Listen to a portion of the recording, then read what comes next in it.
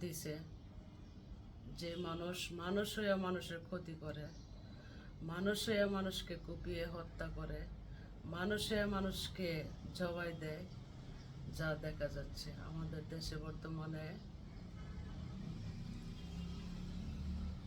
কি বলবো, পাগল ফকির,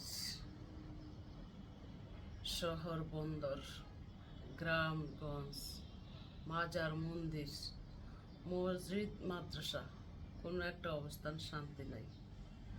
তো আমি আশা করব যারা অনলাইনে আমার ভাইয়েরা নিউজ চ্যানেলে কাজ টাজ করেন, খবর পৌঁছান, আপনাদেরকে জানাই আন্তরিক অভিনন্দন, শুভেচ্ছা। তবে কিছু মানুষকে বাঁচানো একজন মানুষেরই কাজ। একজন দুষ্কৃতী মানুষদের হাত থেকে একজন মানুষকে বাঁচানো দয়ার দৃষ্টিতে, মানবতার দৃষ্টিতে একজন মানুষেরই কাজ। কিন্তু আমাদের দেশে কিন্তু এমন কিছু হচ্ছে যা দেখলে মানে হৃদয় বিদারক, মানবতায় ধাক্কা খায়। আর আরেক দিক দিয়া যে দ্রব্যমূল্যের ইস্যুটা আমাদের দেশে এমনটাই হয়ে গেছে, সুর করে রাতারাতি দিনের দিন আরও বাড়তেছে।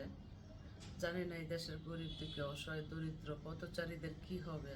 তো যারাই কেনাকাটা করে খান, সকলেই তো কেনাকাটা করে খাইতে হয়। এই বিষয়ে কিছু বলার আহ্বান রইল। তো সকালবেলা কিছু বলতে চাই না, ভালো থাকবেন, সারাদিন যেন সকলের সাথে দেখা সাক্ষাতে ভালো কথা বলতে পারি, সেই কামনাই করি। আমার জন্য দোয়া করবেন, আমিও দোয়া করি যেন আপনাদেরও সারাদিন ভালো যায়। তো খুদা হাফেজ, ভালো থাকবেন।